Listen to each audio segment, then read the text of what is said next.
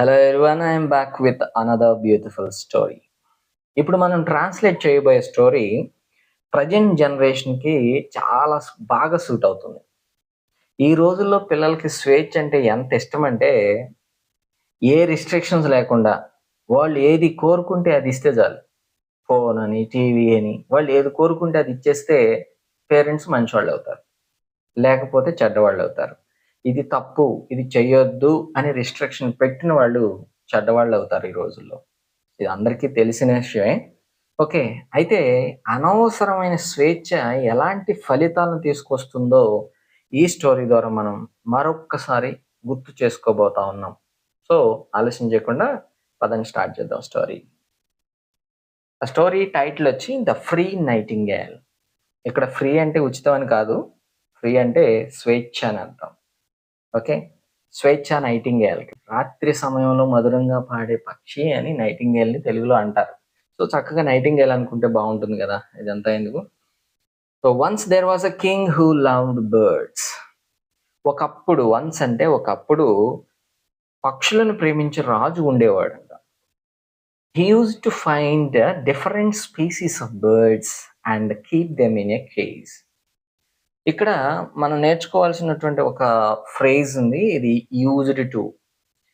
అంటే used to అనేది ఇంతకు ముందు అలవాటు ప్రకారం కొన్ని పనులు చేసేవాళ్ళం అని ఎక్స్ప్రెస్ చేయడానికి ఈ యూజ్డ్ టుని యూజ్ చేస్తాం. I used to drink coffee early in the morning అంటాం. అంటే ఇంతకు ముందు నేను కాఫీ అలవాటు ప్రకారంగా తాగేవాడిని అని చెప్పడం. సో అలాంటి సందర్భాల్లో మనం ఈ యూజ్డ్ టు అనేది యూజ్ చేస్తాం. అయితే కంప్లీట్ డీటెయిల్స్ కావాలంటే ఈ used to, be used to, get used to ఎప్పుడప్పుడు ఎలా వాడతారనేది తెలుసుకోవాలనుకుంటే కంప్లీట్ డెడికేటెడ్ వీడియో మనం ఆల్రెడీ మన ఛానల్లో పోస్ట్ చేసాం రీసెంట్గా. దాని లింక్ డిస్క్రిప్షన్లో ఇస్తాను, ఒకసారి చూడండి. ఓకే. ఈ సెంటెన్స్ మీనింగ్ వచ్చేసరికి వివిధ రకాల పక్షులను కనిపెట్టి వాటిని పంజరంలో ఉంచేవాడు అనమాట. అలవాటు ప్రకారం వాటిని పంజరంలో ఉంచేవాడు. The king treated them kindly. King treated them kindly అంటే బంధించడం, కేజీలో పెట్టడం అంటే బంధించి హింసించేవాడు కాదు. కింగ్ చాలా దయతో వాటితో ఉండేవాడు అనమాట. అంటే దయతో వ్యవహరించేవాడు ఆ పక్షులతో. And providing the best food and spending time with them. Providing the best food అంటే వాటికి మంచి ఆహారాన్ని ఇస్తూ, స్పెండింగ్ టైం విత్ దెమ్, వాటితో వచ్చేవాడు సమయాన్ని గడుపుతూ కాలక్షేపం చేసేవాడంతా. However the nightingale wasn't happy. ఎంత చేసినా కూడా నైటింగేల్కి సాటిస్ఫాక్షన్ లేదు. హవెవర్ అనేది మనము అయినప్పటికీ అని ఎక్స్ప్రెస్ చేయడానికి ఈ హవెవర్ అనే వర్డ్ని, కంజంక్షన్ని యూజ్ చేస్తాం. ద నైటింగేల్ వాజంట్ హ్యాపీ అంటే నైటింగేల్ సంతోషంగా లేదంట. And she wished to fly freely and Singh as much as she wanted. She wished to fly freely అంటే చాలా స్వేచ్ఛగా ఎగరాలని కోరుకుంటుంది. అదే కాకుండా తనకి యాజ్ మచ్ యాజ్ అంటే తనకు కావాల్సినంత పాడాలని కోరుకుంటా ఉందన్నమాట. అంటే ఇక్కడ సింపుల్గా టోటల్ సెంటెన్స్ ఇస్తే, అండ్ స్వేచ్ఛగా ఎగరాలని, తనకు కావాల్సినంతగా పాడాలని కోరుకుంటా ఉంది ఆ bird, nightingale. One day a servant accidentally left the nightingale's cage door open during dinner. ఒకరోజు, వన్ డే అంటే ఒకరోజు, ఎ సర్వెంట్ ఒక సేవకుడు, యాక్సిడెంటల్లీ అంటే అనుకోకుండా, అకస్మాత్తుగా జరిగిపోవడం, దాన్ని యాక్సిడెంటల్లీ అంటాం. Left the nightingale's cage door అంటే నైటింగేల్ యొక్క ఆ పంజరపు తలుపుల్ని అంటే తెరిచి వదిలేశాడు. డ్యూరింగ్ డిన్నర్ అంటే రాత్రి భోజనం. డిన్నర్ అంటే ఇక్కడ రాత్రి భోజనం అంటాం మామూలుగా. ఓకే. ఇక్కడ డిన్నర్ అనే వర్డ్కి మనకి మల్టిపుల్ వర్డ్స్ ఉన్నాయి, కన్ఫ్యూజ్డ్ వర్డ్స్ ఉన్నాయి. అదేంటంటే dinner and supper. Dinner and supper మధ్యన చాలా మంది కన్ఫ్యూజన్ ఉంటుంది. ఇక్కడ డిన్నర్ని రాత్రి భోజనం అంటాం, సప్పర్ని ఈవినింగ్ మీలే అంటారు. రెండు కూడా ఈవినింగ్ మీల్సే. అయితే డిఫరెన్స్ ఉంది కొంచెం. ఎలాగంటే సప్పర్ అనేది రెగ్యులర్గా మనం లైట్ క్వాంటిటీతో, అంటే హెవీ కాకుండా లైట్గా క్వాంటిటీతో మనం భోజనం చేస్తాం కదా ఈవినింగ్, అలాంటి దాన్ని సప్పర్ అంటాం. డిన్నర్ అంటే మనం అకేషనల్గా కొన్ని సెలబ్రేషన్స్కి వెళ్ళినప్పుడు, లేదా పార్టీలకి, ఫంక్షన్స్కి వెళ్ళినప్పుడు అక్కడ మనం వెళ్ళి చిన్నగా వదిలేసి రాం కదా, చిన్నగా టేస్ట్ చేసి రాం కదా, మంచి నచ్చిన ఫుడ్ దొరికితే కుమ్మేస్తారు కదా, కొంచెం హెవీగా తీసుకుంటాం కదా, అలాంటి దాన్ని మనం డిన్నర్ అంటాం. And seeing her chance the nightingale flu out. Seeing her chance అంటే హర్ అంటే ఇక్కడ ఆమె అని చెప్పాలి, కానీ ఆమె అంటే ఇక్కడ మళ్ళీ మనిషి లేదు కదా, లేడీ లేదు కదా, పక్షి కదా. సో రైటర్స్ ఆ పర్సానిఫై చేయడానికి ఇక్కడ పర్సనల్ ప్రొనౌన్స్ ని యూజ్ చేస్తూ ఉంటారు ఇక్కడ పక్షులకు కానీ వస్తువులకు కానీ. ఇక్కడ మనం హర్ అంటే ఆమెనని రాయొచ్చు, లేదనుకుంటే తను అంటే అట్లా అటు కాకుండా ఇటు కాకుండా జస్ట్ న్యూట్రల్ జెండర్ లో ఉన్నట్లుగా తను. ఓకే, తన అవకాశాన్ని చూసి, సీయింగ్ హర్ ఛాన్స్ అంటే తన అవకాశాన్ని చూసి ద నైటింగేల్ ఫ్లూ అవుట్. ఆ నైటింగేల్ ఎగిరిపోయింది. మరి ఎలా ఎగిరింది? Feeling the Joy of freedom అంటే స్వేచ్ఛ యొక్క ఆనందాన్ని అనుభవిస్తూ ఎగిరిపోయింది అనమాట, అంటే బయటికి ఎగిరిపోయింది.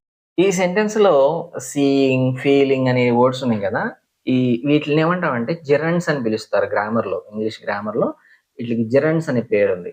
ఈ జెరన్స్ అంటే ఏంటంటే వర్బ్స్ లాగా ఉండే నౌన్స్ అన్నమాట.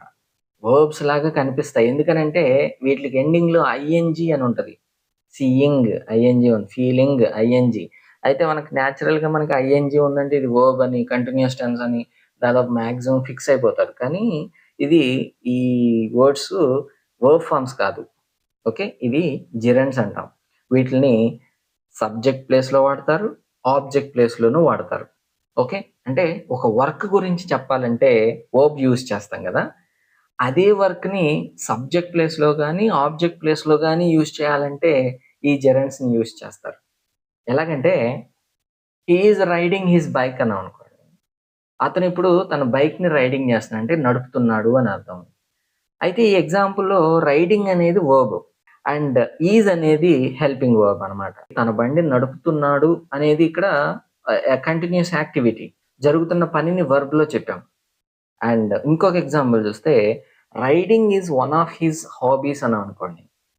ఈ సెంటెన్స్ లో రైడింగ్ ని జెరండ్ గా యూజ్ చేసాం, అది కూడా సబ్జెక్ట్ ప్లేస్ లో యూజ్ చేసాం. నడపడం అంటే బండి నడపడం అనేది తన యొక్క అలవాటు. ఇందులో ఈజ్ మెయిన్ వర్బ్, రైడింగ్ అనేది మెయిన్ వర్బ్ కాదు, ఈజ్ అనేది మెయిన్ వర్బ్, రైడింగ్ అనేది సబ్జెక్ట్. ఇక్కడ నౌన్, అది నౌన్ గా యూజ్ చేశాడు, కానీ అది చూడడానికి మాత్రం దాని ఫామ్ వర్బ్ లాగా ఉంటది. అదేవిధంగా ఇంకొక ఎగ్జాంపుల్ చూడండి, హీ ఎంజాయ్స్ రైడింగ్ అని అనుకోండి.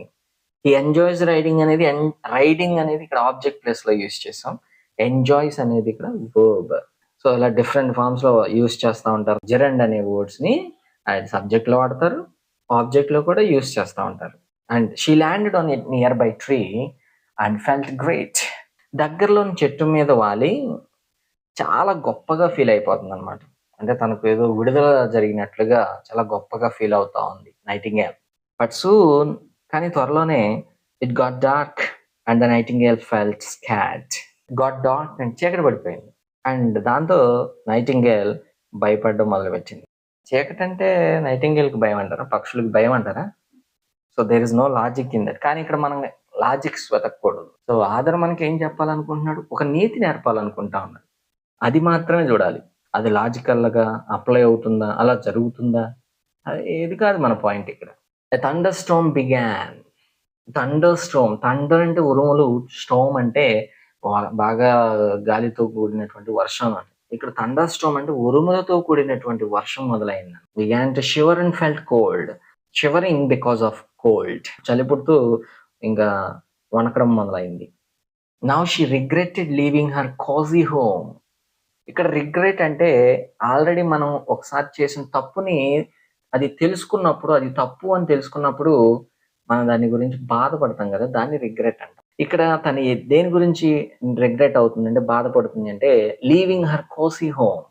ఇక్కడ కోజీ హోమ్ అంటే హాయిగా ఉన్నటువంటి ఇల్లు అనమాట, చాలా సంతోషంగా కంఫర్టబుల్ గా ఉన్నటువంటి ఇంటిని వదిలేసినందుకు బాధపడతాం. బాధపడుతూ ఇలా అంటుంది అనమాట, the king took so much care of me. రాజు నన్ను చాలా జాగ్రత్తగా చూసుకున్నాడు. Now I'm all alone. ఇంతకు ముందు జాగ్రత్తగా చూసుకున్నాడు కేజీలో ఉన్నప్పుడు, కానీ నేను రాజు చేతుల్లో నుంచి ఎగిరిపోయాను, స్వేచ్ఛ కావాలి స్వేచ్ఛ కావాలి అని. Now I'm all alone. ఇప్పుడు నేను ఒంటరిగా ఉండిపోయాను, నాకు ఎవరు లేరు, ఇప్పుడు ఒంటరిదాన్ని అయిపోయాను అంటోంది. I shouldn't have left the cage. నేను పంజరం వదిలి వచ్చేసి ఉండకూడదు అని ఇప్పుడు బాధపడతా ఉందన్నమాట. ఇది చిన్న కథే కావచ్చు కానీ దీని నుండి మనం చాలా నేర్చుకోవచ్చు. స్వేచ్ఛ, స్వేచ్ఛ, స్వేచ్ఛ అంటూ చాలా మంది జీవితాన్ని నాశనం చేసుకున్న వాళ్ళు చాలా మందే ఉన్నారు. భయం, భక్తి, విధేయత లేనప్పుడు జీవితం ఎటుపోతుందో అనేది ఆ జీవితాన్ని అనుభవించే వాళ్ళకి కూడా తెలియదు. ఇక్కడ భయం అంటే ఎదుటి వాళ్ళకి లొంగిండిపోయి వణుకుతా వాళ్ళకి సరెండర్ అయిపోవడం కాదు భయం అంటే. మనం తప్పు చేస్తే మనకి ప్రాబ్లమ్స్ వస్తాయి. తప్పు చేస్తే దానికి రిజల్ట్ కాన్సిక్వెన్సెస్ ఫేస్ చేయాల్సి ఉంటుంది అని తెలుసుకొని తప్పు చేయకుండా ఉండడం భయం. భయము, భక్తి అనేవి ఉండాలి. ఓకే. ఆటినే డిసిప్లిన్ అంటాం. ఇక్కడ మనకి ఒకసారి స్టోరీ మొత్తాన్ని చదివి వినిపిస్తాను. మన వ్యూవర్స్ స్టోరీని లాస్ట్‌లో చదవమంటూ ఉన్నారు. సో, ఒకసారి స్టోరీని చదువుదాం. ఒకప్పుడు పక్షులను ప్రేమించే రాజు ఉండేవాడు. వివిధ రకాల పక్షులను కనిపెట్టి వాటిని పంజరంలో ఉంచేవాడు. మంచి ఆహారాన్ని ఇస్తూ వాటితో సమయం గడుపుతూ రాజు దయతో వ్యవహరించేవాడు. అయినప్పటికీ నైటింగేల్ సంతోషంగా ఉండేది కాదు. తను స్వేచ్ఛగా ఎగరాలని, కావాల్సినంత పాడాలని కోరుకునేది.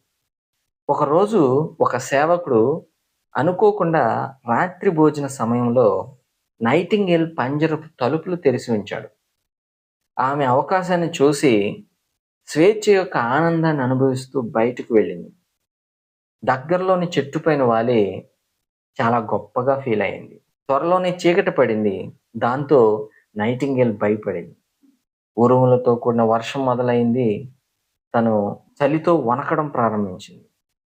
తను హాయిగా ఉన్న ఇంటిని వదిలినందుకు ఇక్కడ బాధపడుతూ, రాజు నన్ను చాలా జాగ్రత్తగా చూసుకున్నాడు. నేను పంజరం వదిలి ఉండకూడదు అని ఇప్పుడు రిగ్రెట్ అయింది. అంటే బాధపడుతూ ఉందన్నమాట. This is a small story and of course a beautiful one. Thank you very much. See you soon with another beautiful story. Meet you again.